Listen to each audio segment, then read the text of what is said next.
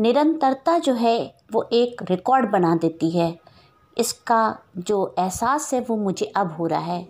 आज मेरी 93वीं कहानी आपके सामने प्रस्तुत है, बेगम शहरयार की। अगर बेगम हो तो भाई शहरयार के बेगम के जैसी। आवाज़ इतनी मीठी, लगता जैसे बचपन से कच्ची कैरियाँ ही खाई हैं। कभी कभी तो शहरयार घर जाने में ही कतराता है, पता नहीं आज कौन सा पवाड़ा खड़ा कर दे। खुद ही तेज तेज बात भी करेगी और सांस भी फुला लेगी, फिर रो धो लेगी और इल्जाम सारा शहरयार पर एक बात जरूर है, तीमारदारी में कोई कमी न रखती है। सारे फसाद की जड़ तो बस शहरयार ही है। पर मिलने जुलने वाले आ जाएं तो खातिरदारी इतनी करेगी कि बंदा चौंक जाए। पर अंत वही होता है, कहीं न कहीं से शौहर की बातें निकाल लेगी और फिर वही रोना धोना।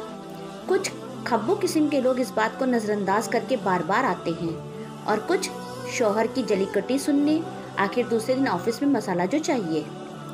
कुछ दिन से शहरयार की तबीयत ठीक नहीं चल रही थी, पर बेगम से कहने की हिम्मत ही नहीं थी।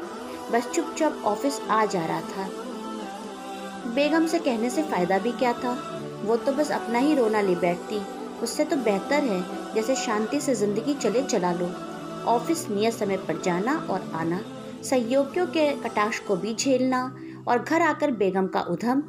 बस शहर मियाँ को इन सब बातों के बीच अगर थोड़ा सा सुकून मिलता था तो वो थी चचिया की चाय की दुकान। चचिया चाय के साथ उसका सारा गम भी धो देती थी। चचिया चाय में गम की दवा परोस कर देती थी, तभी तो सारे गमजदे उसी टूटी निवाड़ वाली चारपाई पर एक हो जाते थे। निवाड़ ने भी टूटकर चारपाई को बढ़िया हिंडोला बना दिया था। सब उसी में अड़स जाते थे, कहाँ की बातें कहाँ जोड़ो, कुछ ख्याल ही नहीं। भनक तो कुछ बेगम को भी थी कि शहर चचिया के ठिये पर बैठता है, पर चचिया को देखने और जानने की ललक पास उठा लाई। आज या यूं कहें कि शहर का दिन ही आ गया था।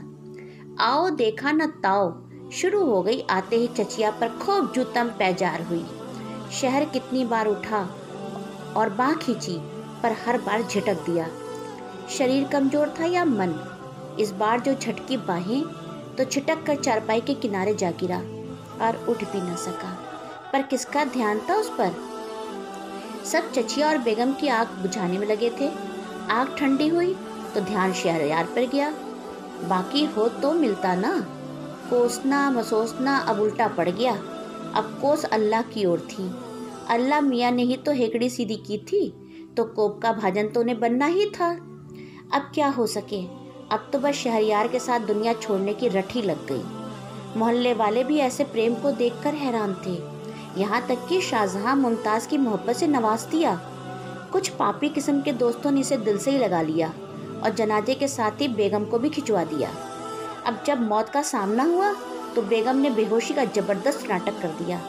पीछे जनानियों ने बात संभाली और नौटंकी को ले जाकर घर में बंद कर दिया। कई तो बेगम की मोहब्बत से ही रश्क करने लगी, पर बेगम तो बस शहरयार के जैसी हो। मेरे मित्रों, मेरी ये नई कहानी बेगम शहरयार की आपको अवश्य पसंद आई होगी। मेरी इस नई कहानी के साथ आज मेरी 93वीं कहानी पूरी हो गई। 94 कहानी के साथ मैं आपसे पुनः वीरवार को मिलूंगी। तब तक के लिए जय हिंद, जय भारत।